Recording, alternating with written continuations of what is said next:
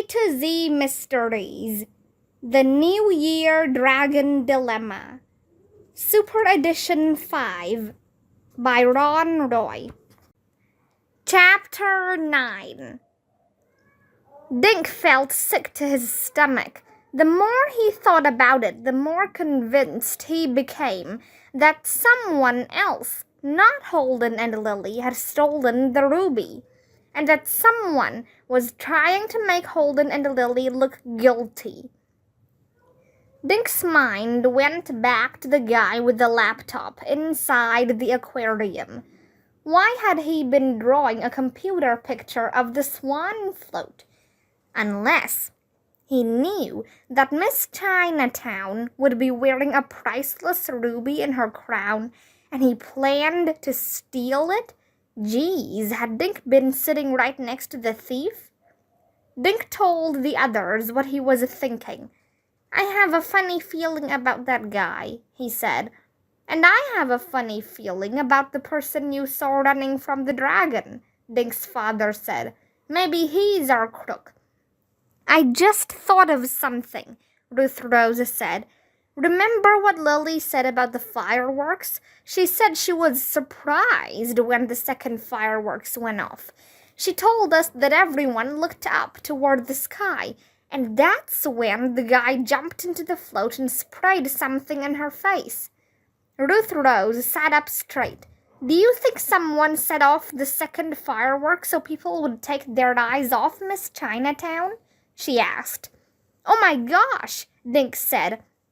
"The second fireworks! I'm so dumb. The guy in the aquarium was talking on his cell phone after we sat down.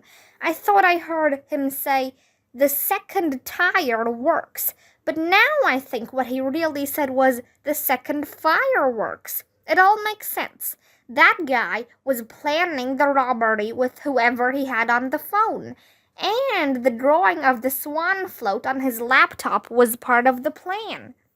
Ruth Rose said, "So he was telling someone to snatch the crown off Lily during the second fireworks, when everyone was looking up at the sky, not at her.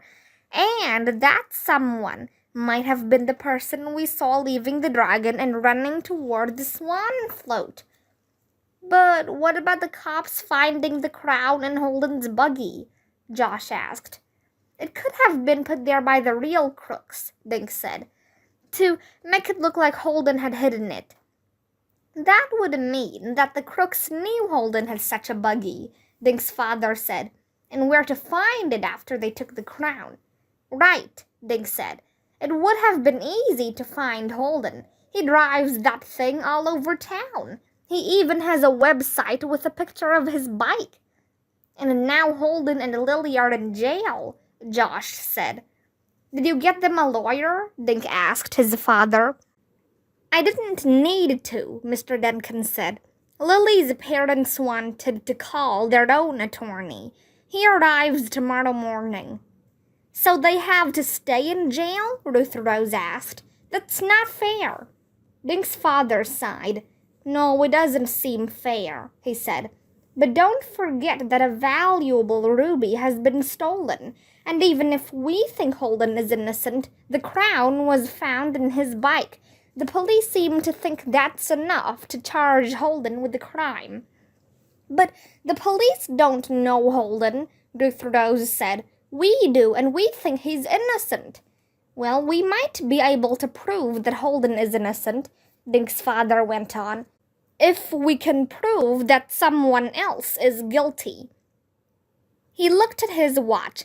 "But now it's time for bed, kiddos. There's nothing we can do tonight." A half hour later, Dink lay in his bed staring at the dark ceiling. Josh was across the room in the other bed, lightly snoring. Nothing could keep him awake. "Prove that someone else is guilty," Dink's father had said. "Then that's what we'll do," Dink decided. "But how? We need a plan." Dink climbed out of bed and opened the door. Across the hall, he saw a strip of light under Ruth Rose's door. She must be reading, he thought. Dink tapped lightly on her door. She opened it, wearing yellow pajamas with blue kangaroos jumping all over the flannel. "Are you awake?" Dink whispered. Ruth Rose grinned. "No, I'm asleep," she said. "What's going on?" "Can I come in?" Dink whispered. "I don't want to wake my dad." "Sure." Ruth Rose let Dink in. "Where's Josh?" "Right here," Josh said, stumbling into the room. His hair was a mess, and he was rubbing sleep out of his eyes. "What's up?" The kids grabbed pillows off the twin beds and sat on the rug. "Do we agree that Holden and Lily didn't steal that ruby?" Dink asked. "I do," Ruth Rose said. They both looked at Josh. His mouth was open in a huge yawn. Josh looked back at them, blinking. "Okay, I guess I go along with you," he said. "But what about the crown the cops found in Holden's buggy?" "Josh," Ruth Rose said, "if Holden stole the crown, why would he hide it in his own bike? That would be pretty dumb. And Holden isn't dumb. Somebody else must have put it there, knowing the cops would search." "Okay, we agree," Dink said. "Now we just have to find the real crook." "Except for one teeny tiny thing," Josh said. "We don't know who it is." "I have one idea," Dink said. "That guy with the laptop at the aquarium." "Yeah, you said he had a drawing of the swan float on his computer," Ruth Rose said. "Well, I think it was the swan float," Dink said. "So how do we find this guy?" Josh asked. "He could be anywhere." "I don't know," Dink said. "If you just stole a priceless ruby, what would you do?" "Well, I wouldn't try to sell it," Ruth Rose said. "The theft will be all over the newspapers and TV by tomorrow morning. It's probably on the internet right now." "Know what I'd do?" asked Josh. "I'd hop a plane. No, I'd buy a boat and sail around the world." A picture of a sailboat flashed into Dink's mind.